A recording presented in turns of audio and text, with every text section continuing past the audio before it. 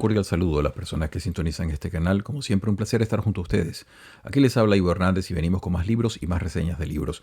Hoy tenemos un tema y un libro sumamente interesante, al punto que probablemente tengamos que hacer, a pesar de que el libro es flaquito, tiene unas 160 páginas más o menos, probablemente tengamos que hacer dos reseñas para poder abarcar el tema en una amplitud medianamente proporcional a la importancia que tiene el tema.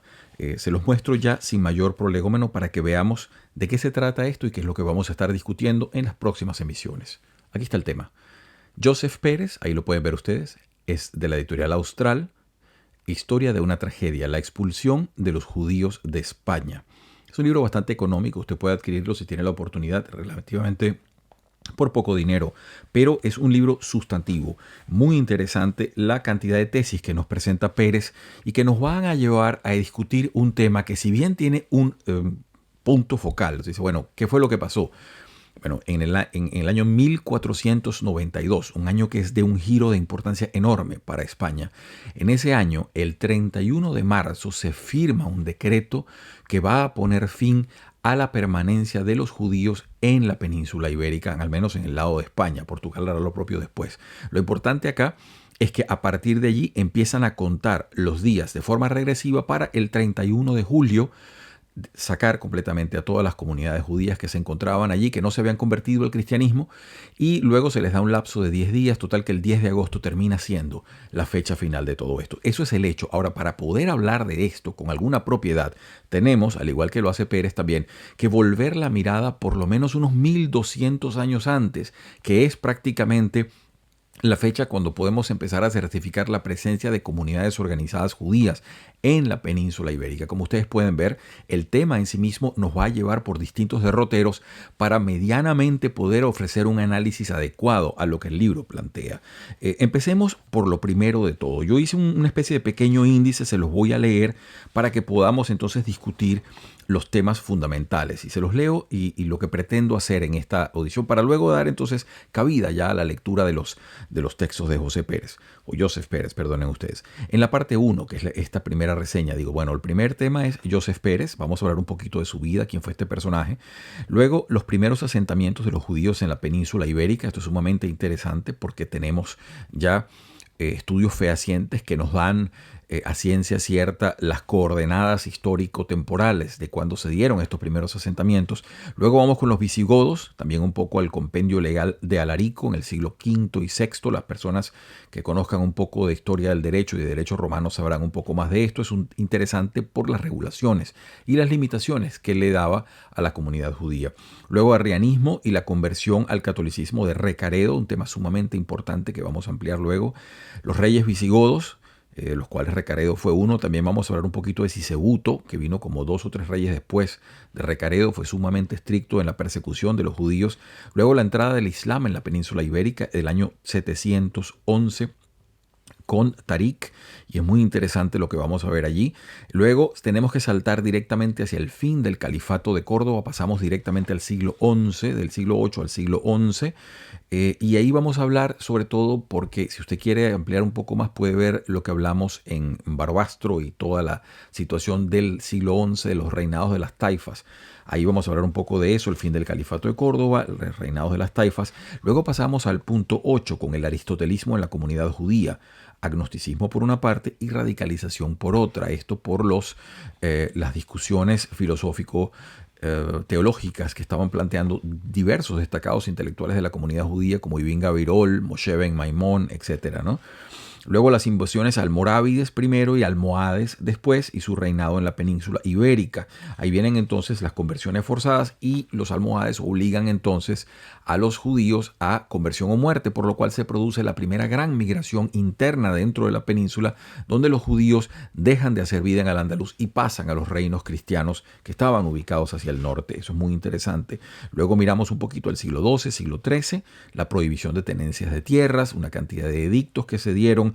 Viene a punto el XI también, las 7 partidas de Alfonso X, el sabio de Castilla. Se le llamaba el sabio por distintas formas, pero este señor que tuvo hacia la comunidad judía algunas consideraciones fue también extraordinariamente opresor, y fuerte, es decir, hubo legislaciones duras acá, también en materia de préstamos e intereses. Y como último punto, las aljamas y las juderías en España, y también el caso de los malsines. En el caso de las aljamas, perdonen ustedes, hablamos de esta especie de consejos que tenían una cierta autonomía, y las juderías cuando ya se empieza a excluir a los judíos en ciertos barrios especiales, que se les empieza a llamar de esa forma, juderías. Para la parte 2 tenemos luego, pasaríamos entonces al final del siglo XIII, siglo XIV, con las grandes persecuciones, las matanzas de finales del siglo XIV, etcétera. Eso pretendemos, por la importancia y la cantidad de detalles que nos puede proveer, dejarlo para una segunda parte, donde estaremos también trabajando el libro que hoy nos convoca, que se los vuelvo a mostrar, es la historia de una tragedia, Joseph Pérez, la expulsión de los judíos de España. Bueno, empezamos por el comienzo de todo. ¿Quién fue José Pérez o Joseph Pérez y por qué viene este punto a colación? Él acaba de fallecer hace unos cuantos años, murió en el 2020. Es de origen español, pero creo que nació en Francia. Total que él pertenece de una manera metodológica también mucho a la escuela francesa de historiadores que en el siglo XX nos han dejado una cantidad de obra importante. Y Joseph Pérez también puede agruparse dentro de lo que conocemos como los hispanistas. Agrúpelo si quiere con Geoffrey Parker, con Eliot, con otra gente que se dedicó con fruición y con ahínco a estudiar la península ibérica a través de la historia. Joseph Pérez se encuentra muy a gusto en lo que sería siglo XV, XVI, XVII. Allí está el mayor acierto de su obra, y precisamente por eso, porque le toca entonces enfrentarse al tema judío y el tema históricamente, en cierta forma lo rebasa, él se apoya mucho en otros historiadores y lo hace de manera particular. Yo le cito dos obras por si acaso tiene interés particular en este tema usted. Tiene dos. Una de ellas es una obra seminal, una obra muy importante de Yitzhak Baer.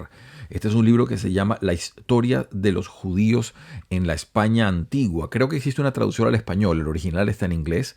Y luego está el texto de Luis García Moreno, que se llama Judíos de la España antigua. Estos dos libros aparecen recurrentemente citados en la obra de Joseph Pérez. Hay otros, pero estos son los que mayormente cita, sobre todo el de Baer, por razones evidentes. Se trata de 2 tomos y es una obra que, aunque publicada a finales de los años 70, es un estudio muy profundo sobre lo que fue la evolución, desarrollo y posteriores consecuencias de esa comunidad judía en España. Si usted conoce y tiene la oportunidad de estudiar un poco el judaísmo europeo, usted sabrá que se le ha dividido en 2 grandes vertientes. La vertiente llamada Askenazí, para los judíos que se mueven hacia la parte central de Europa o que tuvieron residencia allí. Pudiéramos hablar de territorios en lo que es Alemania, Polonia, parte de Francia, si quiere decir una cantidad de otros territorios.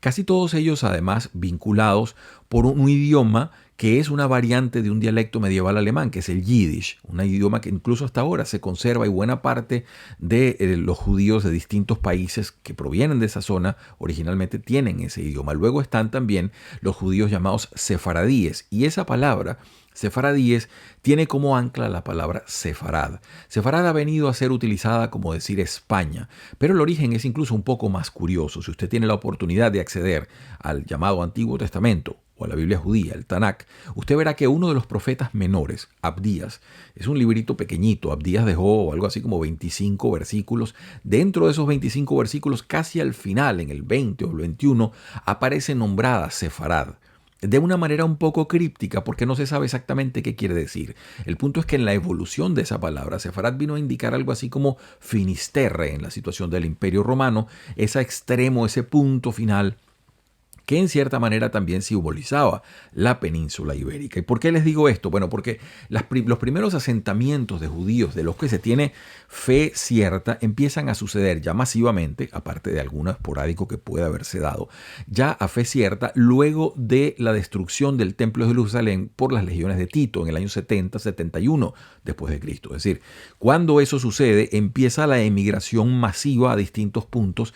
Era bastante coherente y lógico que muchas personas procuraran asentarse en una de las provincias ricas del imperio, como era la provincia donde estaba España. Entonces, eso es verificable históricamente y tiene una consecuencia. Cuando el Imperio Romano decae y culmina, se empiezan a dar primero los asentamientos de un reinado suevo que luego fue desplazado hacia el noroeste, y luego vienen los visigodos. Los visigodos van a tener en España una vida un poco más fructífera y más larga.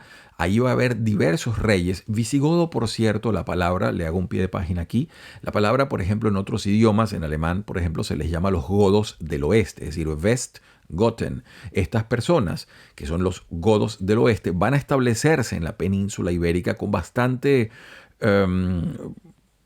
repercusión histórica para quien decida o quien desee estudiar la historia de España. Es muy interesante lo que sucede allí luego de la caída del Imperio Romano. Vamos a verlos activos en aproximadamente 200, 300 años con diversas repercusiones a nivel cultural, político, etc. El punto es que estos visigodos, y esto es bastante interesante, nos van a reflejar ellos en su desarrollo y en en lo que fue su devenir histórico, uno de los importantísimos conflictos que tenía el cristianismo internamente.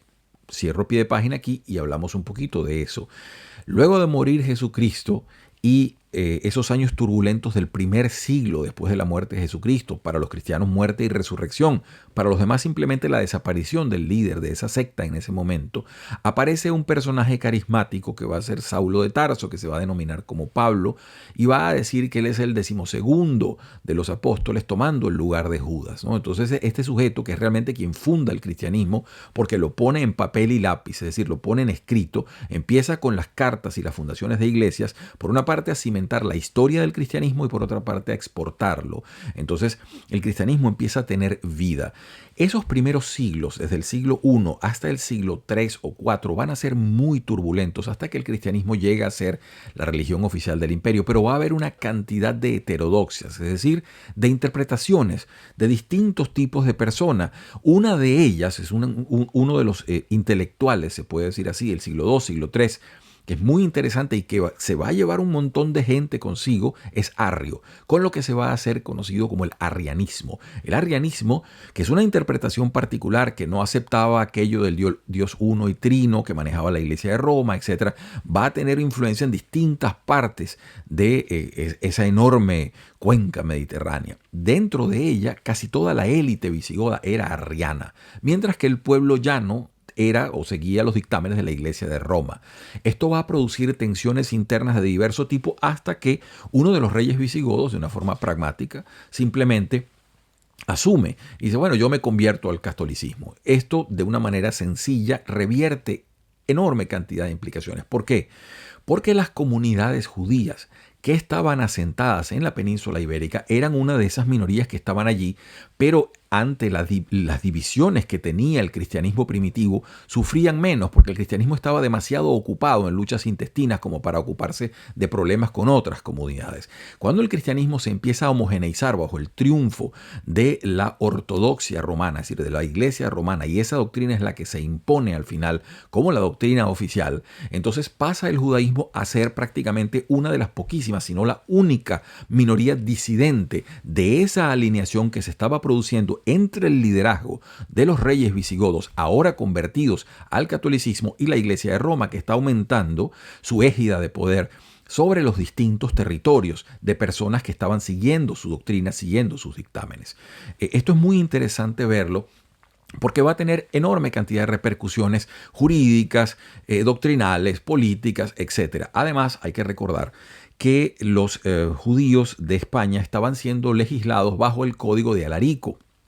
Las personas que tengan conocimientos jurídicos sabrán que la compilación de Código de Alarico, siglo IV, siglo V, tiene mucho del derecho romano, pero legalizaba la praxis de jurídica que se manejaba en esos sitios. Eso es, para quien tenga interés, parte de lo que va a ser, igual que luego, siglos después, el Código Justiniano, una gran influencia del derecho romano, incluso luego de desaparecido el Imperio de Roma. Es decir, se puede uno dar cuenta la cantidad de repercusiones y vida posterior que tuvo esa institución humana enorme que fue el derecho que Roma le legó a la humanidad. Seguimos adelante. Entonces les decíamos, Recaredo es el sujeto que aplica este pragmatismo, se convierte al catolicismo. Luego de allí empiezan entonces cierta cantidad de persecuciones. Un rey posterior llamado Sisebuto va a ser especialmente duro contra los judíos en las persecuciones. Se les prohíbe tener cargos públicos, no pueden tener esclavos cristianos, no pueden hacer proselitismo. Hay una cantidad de legislaciones pormenorizadas. Pérez nos anuncia varias de ellas y las alude. Tenemos entonces allí una situación que va a culminar cuando entra el Islam dentro de la península ibérica. Como ustedes saben, a partir de la muerte de Mahoma en el año 632 después de Cristo, el Islam empieza una onda expansiva que en muy poco tiempo va a tomar gran parte de Asia, todo el norte de África, y va a entrar en la península ibérica, primero como fuerza mercenaria y luego simplemente como fuerza de dominio. Entonces, un sujeto llamado Tarik, que cruza el Gibraltar, el estrecho de Gibraltar, entra allí y en la primera de las incursiones llega hasta Toledo con enorme fuerza y empieza a desplazar a estos atomizados y debilitados reyes visigodos que estaban allí en la zona, o digamos príncipes visigodos más que reyes. Entonces la situación cambia completamente. Eso va a ser importante porque a los judíos se les va a acusar también un poco en esto. Primero ya tenían sobre ellos. Luego que el cristianismo se ve unificado y estaba dominado bajo la égida de Roma, empieza entonces el cristianismo a conflictuarse con el judaísmo de una manera un poco más frontal.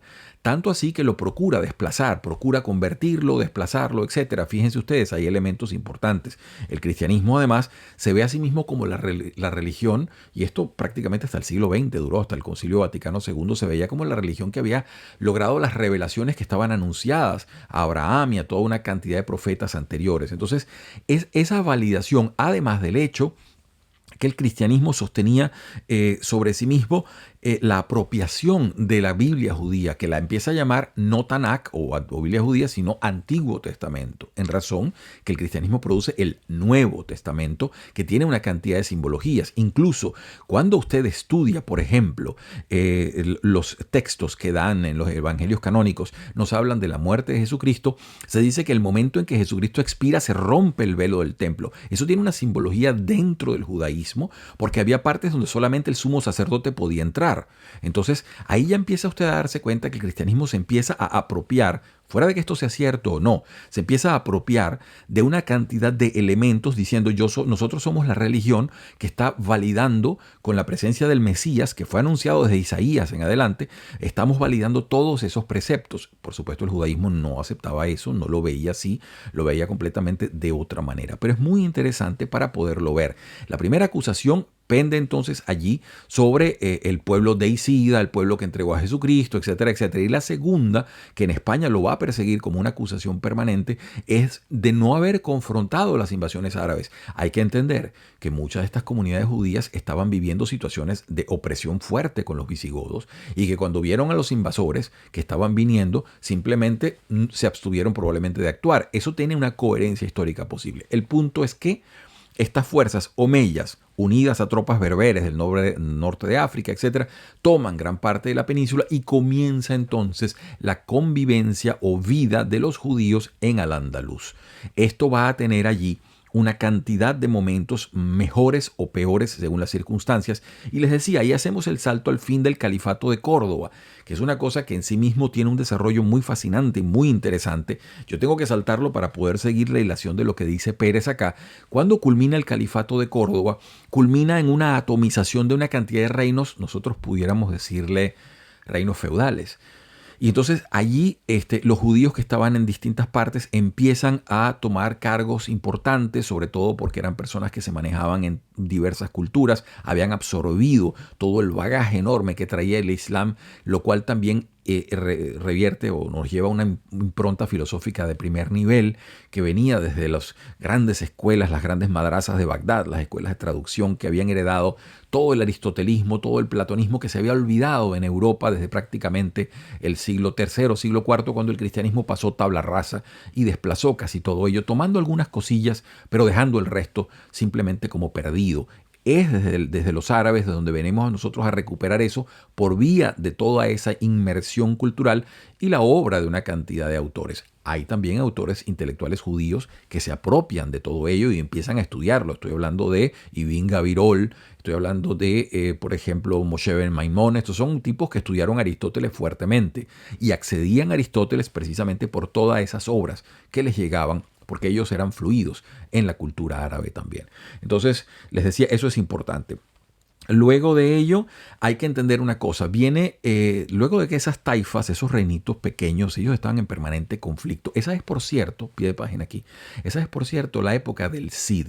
Es una época donde abundan sujetos como el Cid, es decir, mercenarios de guerra, sujetos que peleaban para un lado o para otro. Esas taifas se la pasaban en conflictos internos muy grandes. La situación, se la estoy simplificando bastante, pero la situación se hace relativamente simple para que un grupo desde el norte de África, llamado los almorávides, proceda a una invasión y domine gran parte del sur de España y establezca un reinado allí que va a durar unos 100 y tantos años.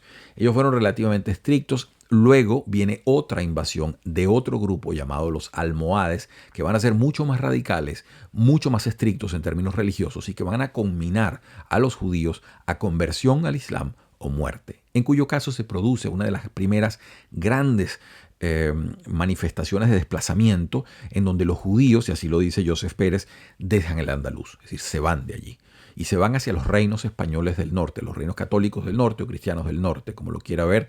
Lo importante es que estos sujetos que vienen llegando traen enormes cantidades de ventajas para estas personas, estos reinados del norte. ¿Por qué?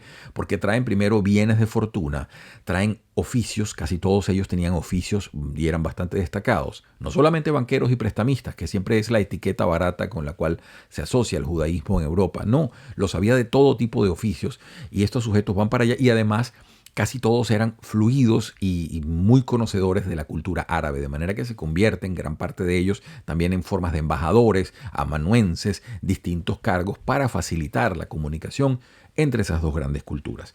Les hablo allí luego un poquito de las 7 partidas de Alfonso el Sabio. Estos son unos códices, unos códigos legales muy importantes para quien le interese la Edad Media. Alfonso X deja acá gran parte de su conocimiento. Ya lo conocemos como historiador.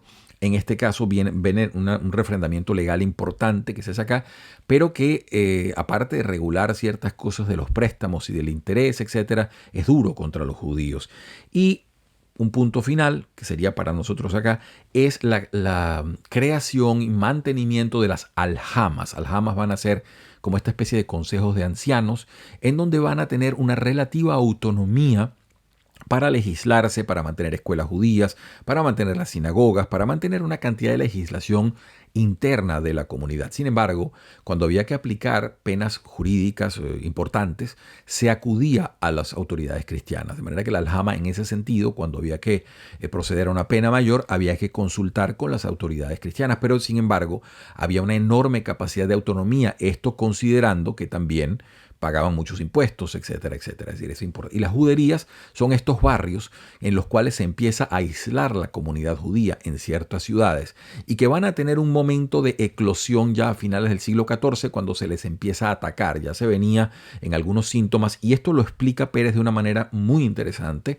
Nuevamente un pie de página allí, porque es una de las tesis fundamentales del libro para explicar que esas chispas enormes donde se producen matanzas contra los judíos tienen bajo el ojo del historiador diversos puntos. 2 de ellos que suelen estar siempre confluyentes es primeramente que se les use como chivo expiatorio para problemas que existían en las sociedades, problemas financieros, problemas de la peste, problemas de distinto tipo.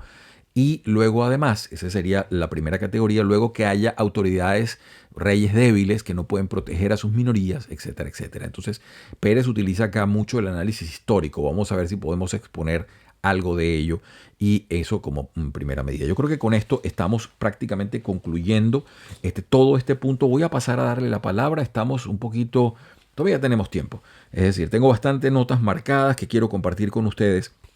Pero me parece importante discutir, repetimos, este texto que les tengo acá, Historia de una tragedia, la expulsión de los judíos de España. Y paso ya mismo a la página 8, donde creo que aparece la tesis fundamental de lo que él dice. Él no acusa a España. Pérez no dice, mire, el antisemitismo en España fue mejor o peor.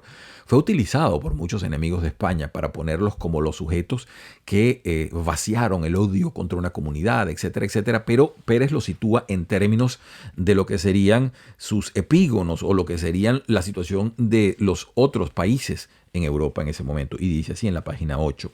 El antisemitismo, ya que de ello se trata, no es ningún monopolio español.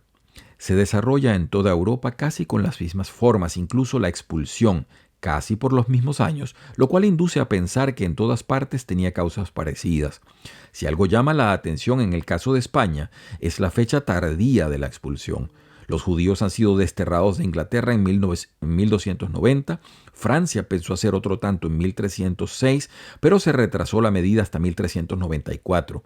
Durante todo el siglo XV menudean las decisiones de este tipo. En 1421 los judíos son expulsados de Viena, luego de Linz, de Colonia, 1424, de Augsburgo, 1439, de Baviera, 1442, de Perugia, 1485, de Vicenza, 1486, de Parma, 1488, de Milán y Luca, 1489. Unos años más tarde se les destierra asimismo de Sicilia, 1493, de Florencia, 1494, de Provenza, 1498, de Ginebra, Magdeburgo, Ulm, etcétera. Entonces, él sitúa, repetimos esto, en un contexto histórico y lo que nos dice que una de las formas de explicar esto, más que decir simplemente que hay un antisemitismo declarado o un odio particular declarado, él dice tiene que ver con la consolidación que estaban formando estos reyes católicos, tratando de crear lo que sería parecido a un Estado-nación luego de aquella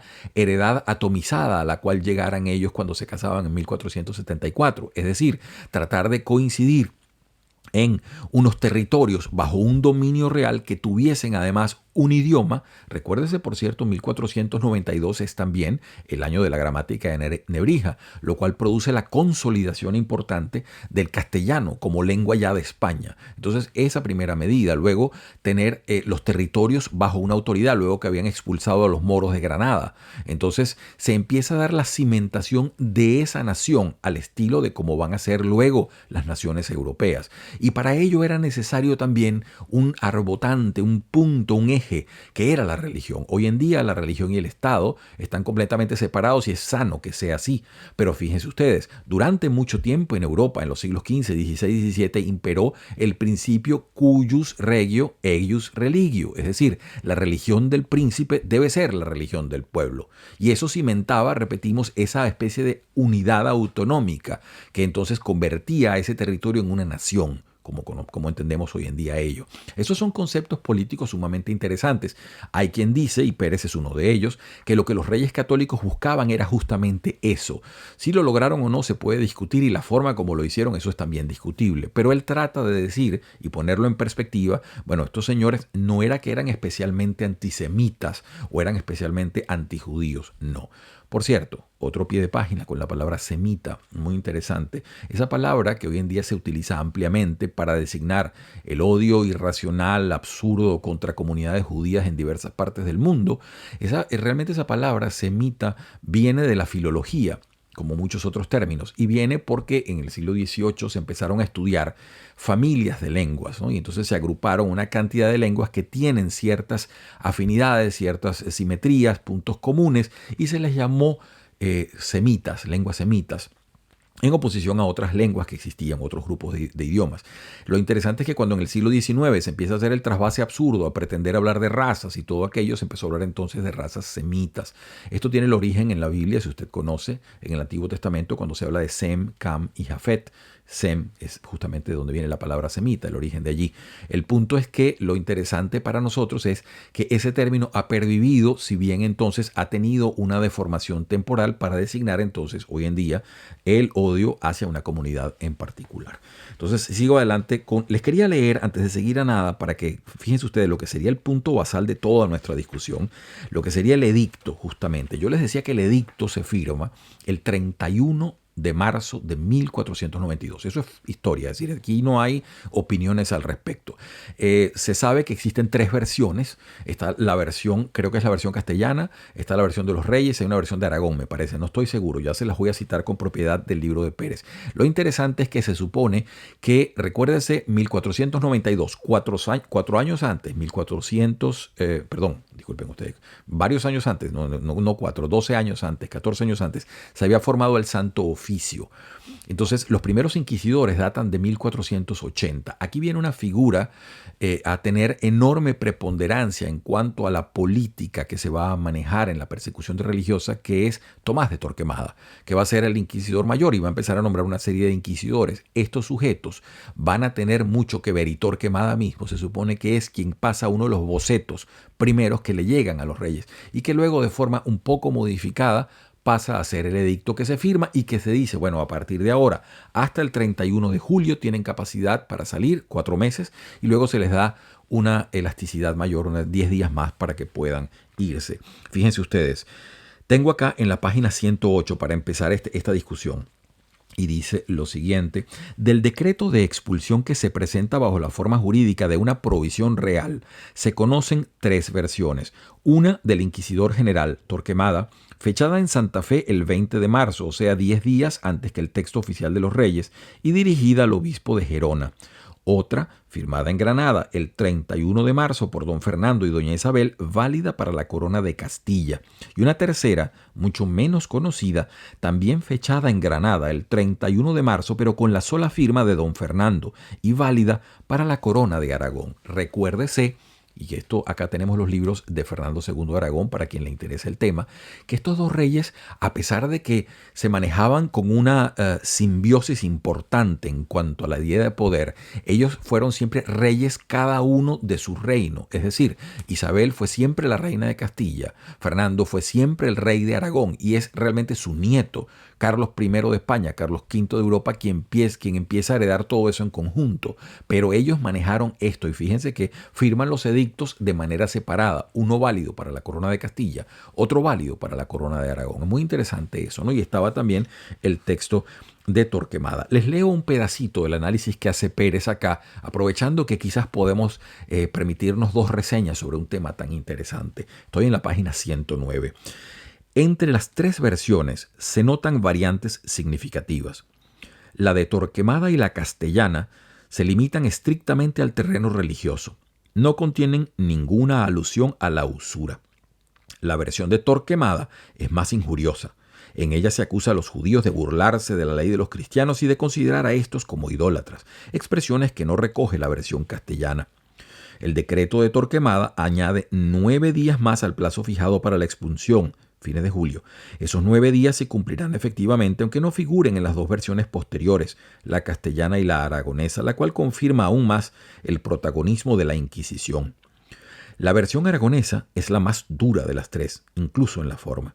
Se recuerda en ella que los judíos, por su propia culpa, están sometidos a perpetua servidumbre, a ser siervos y cautivos. Sobre todo, la versión aragonesa hará hincapié, además de en los motivos religiosos, en el tema de la usura. Es muy interesante esto porque siempre ha quedado históricamente la versión, y existen diversas fuentes que tratan de asumir esto, que Isabel tuvo hacia la situación de los judíos mucho más lenidad, mucho más suavidad que Fernando. Esto se puede discutir. Lo cierto es que sí sabemos de la intercesión del inquisidor Torquemada para presentar el texto, que tenía además mucha anuencia con los reyes, mucho, digamos, llegada directa, toda esa situación. Y una cosa tan compleja y de repercusiones tan grandes como va a ser esta, es algo que amerita el análisis histórico perpetuo. Es decir, hay que estar revisitando el tema para tratar de comprenderlo. Porque esto fue separar una comunidad que, repetimos, tiene desde los basamentos históricos, pueden atestiguarse desde prácticamente el siglo II. de nuestra era. Es decir, estamos hablando de 1200, 1300 años de vida continua. De manera que cuando empiezan a hablarse de cristianos viejos, los judíos tienen tanto derecho de haber estado en España como el cristiano más viejo de los cristianos. Además, es una cosa que vamos a ver cuando el caso de los conversos, en la parte 2, cuando hagamos más análisis, cómo esto empieza a validarse en cuanto a que todo el mundo al final resulta ser un converso. Si el cristianismo solo funcionó por conversión, porque el cristianismo originado en Israel de un cierto momento en Jerusalén y todo aquello con una secta judía, empieza luego a expandirse mediante conversiones masivas de personas hasta el punto de dominar ya luego y ser la religión oficial del imperio. De manera que eso de converso y verlo despectivamente y luego que otros sujetos se presenten como cristianos viejos, uno puede decir, bueno, cristiano viejo, pero al final converso también todos, ¿no? Eso es un tema que trataremos de exponer luego. Sigo adelante tratando de aprovechar al máximo esta reseña y el tiempo que nos queda, un par de minutitos para no abusar de su confianza. Sigo adelante. Tenía una confusión con el texto, ya lo conseguí. Les hablaba de ese fin del califato de Córdoba, cuando ya en el siglo XI el gran dominio que se ejercía allí a partir de la muerte de Almanzor se empieza a debilitar y a desaparecer. Y quedan entonces esta cantidad de reinaditos pequeños, el siglo XI. Y a propósito de ello, fíjense lo que nos dice Pérez desde la perspectiva de la comunidad judía. Dice en la página 17. Los últimos años del califato de Córdoba y la época de los reinos de las taifas hasta mediados del siglo XII representan el gran momento de la comunidad hebrea del Andaluz. Sin renunciar a su fe ni a sus tradiciones, las élites judías asimilaron lo mejor de la civilización musulmana y alcanzaron así un nivel cultural excepcional. Aprendieron el árabe, en el que escribían tratados filosóficos, al mismo tiempo que empleaban el hebreo y en ocasiones el arameo en sus poesías. La tradición hace de Hasdai el iniciador del movimiento cultural de la comunidad judía de Al-Andalus, movimiento que tuvo su esplendor en los siglos XI y XII. Entonces pueden ver ustedes, y además nos dice lo siguiente, fíjense, en la Zaragoza de la primera mitad del siglo XI había un núcleo fecundo de literatos, poetas y pensadores, cuyo mayor representante fue Ibn Gabirol, conocido por Avicembrón en las universidades de la cristiandad, filósofo inspirado en el neoplatonismo. Duns Scoto le debe bastante, pero que se volvió sospechoso a los ojos de sus correligionarios por sus tendencias panteístas. La gran figura de la cultura hebrea en Al-Andalus es en el siglo XII el cordobés Maimónides, rabino, médico, filósofo, autor de una guía de perplejos que viene a ser una confrontación entre la Biblia, el pensamiento judío y la filosofía de Aristóteles, y en la que pretende mostrar que no existe contradicción entre la fe y la razón.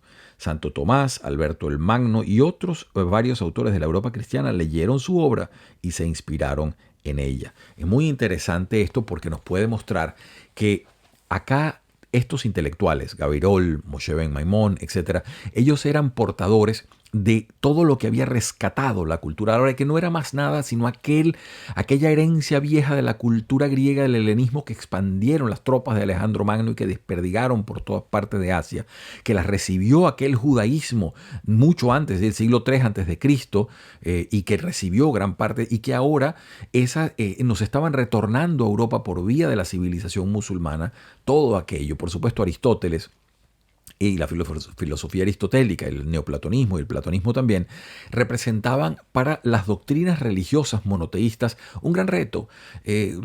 Tuvo que venir Tomás de Aquino y otros filósofos a tratar de enmendar la plana y buscarle un punto medio a ello, pero en el caso de la comunidad judía, que siempre tuvo gran debilidad por la cultura griega antigua y por los filósofos griegos, empezaron muchos de estos sujetos a discutir temas ontológicos y temas que, digamos, no se puede decir que invalidaban, pero sí que cuestionaban fuertemente los postulados teológicos del monoteísmo judío, del monoteísmo cristiano. Entonces las élites judías, muy cultas, muy formadas, empezaron a tener una visión un poco más elástica de la realidad que lo que proponía el rabinato y sus situaciones ortodoxas. Entonces muchos de ellos empezaron a convertirse, por eso se dan conversiones masivas en distintos momentos, y esto es una forma de péndulo, porque si bien sujetos como Gabirol, Maimónides y todos ellos nos preparaban para un mundo mucho más abierto, mucho más al estilo de cuestionar con grandes ideas y la razón, principios racionales, todo aquello, también hubo desde la otra parte sujetos que trataban de buscar llevar a la gente al redil de la ortodoxia. En ello también nos habla un poco acá, justamente Joseph Pérez. Estoy tratando de buscar ese punto para ver si les puedo ampliar eso, donde él nos dice cómo una situación de lo que están diciendo ellos. Fíjense, hablándole del tema de cómo habían sido recibidas estas ideas aristotélicas que promovían varios pensadores y todo ese reflujo que venía desde las grandes madrazas de Bagdad y de la cultura islámica y que llegaban por vía del judaísmo a gran parte de Europa y por vía de los grandes pensadores islámicos. Digo acá lo siguiente, todo el cisma que produjeron internamente con relación a las propias comunidades judías entre el siglo, estamos hablando cualquier cosa entre el siglo XI y el siglo XIII. Fíjense ustedes qué interesante, dice acá en la página 32. Algunos rabinos recibieron con entusiasmo las ideas de Maimónides que les parecían más conformes con las necesidades vitales e intelectuales de la época. Otros, en cambio, se escandalizaron ante lo que para ellos era una peligrosa desviación doctrinal, un camino hacia una religión vaciada de gran parte de sus elementos tradicionales.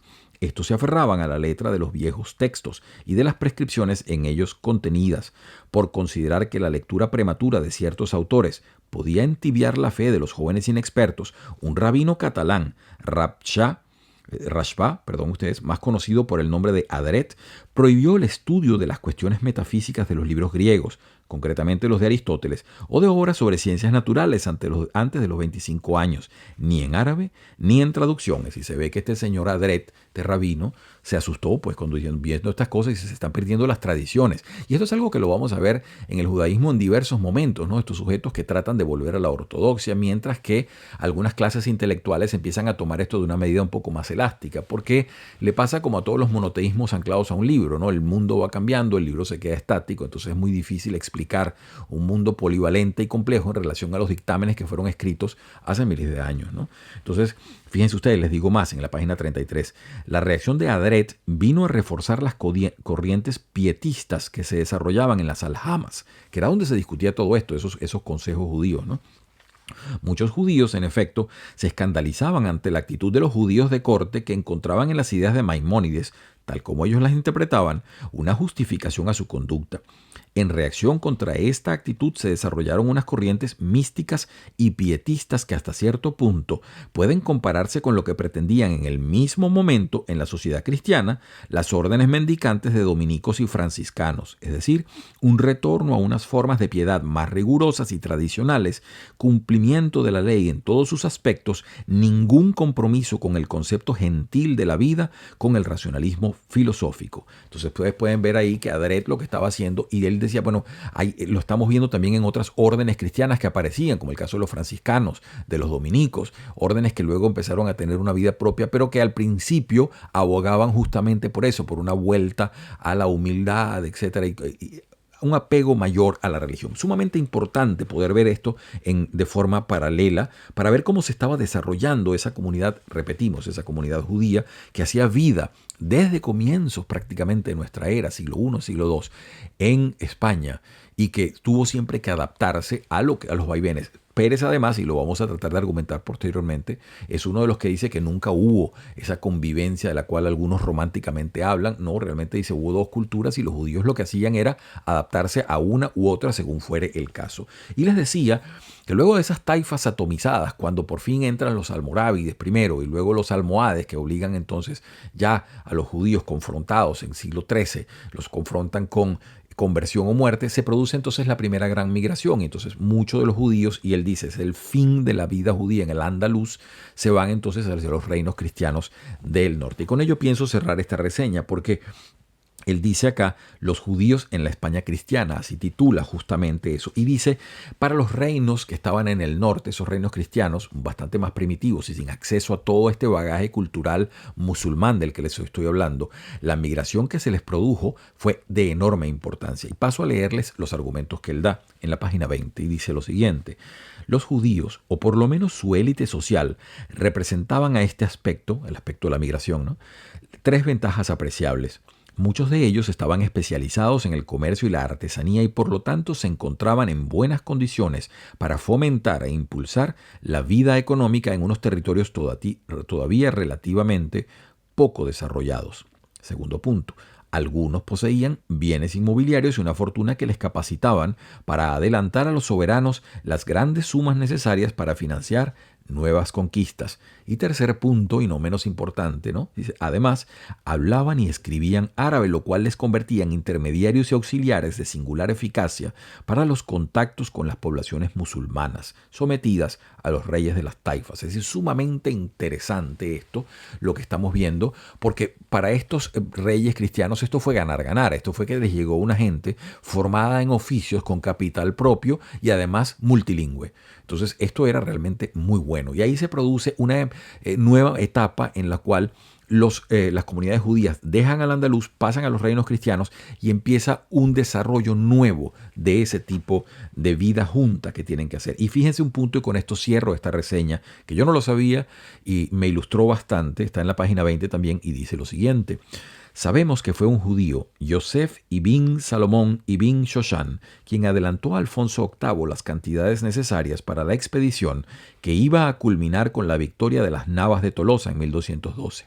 De las mezquitas que había en Sevilla, cuando la recobraron los cristianos, 3, las que se hallaban en el barrio asignado a los judíos, fueron transformadas en sinagogas por decisión de Alfonso X, lo cual era contrario a todas las normas del derecho canónico y demuestra el interés que tenía el rey en recompensar a los judíos por su colaboración y su voluntad de que siguieran haciéndolo en las mejores condiciones. Entonces, como ustedes pueden ver, ahí se produjo un sujeto que aportó capital para una expedición que luego redundaría en un triunfo que fue prácticamente un pivote dentro de la Reconquista, como es la victoria de las Navas de Tolosa, cuando se reúnen una serie de reyes, atacan allí con conciencia y logran entonces una victoria de muchísima importancia posterior.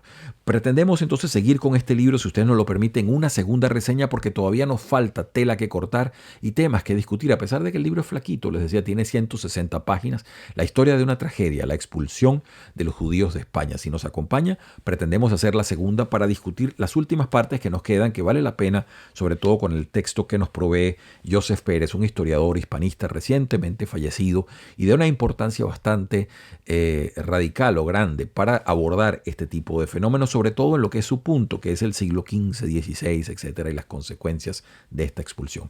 Les habla Ivo Hernández, como siempre un placer estar junto a ustedes. Si esto de alguna manera le estimula, por favor márquelo con la campanita, esté pendiente de nuestras reseñas, que venimos con más textos, y es desde acá siempre el deseo que tengan todos ustedes una muy feliz semana.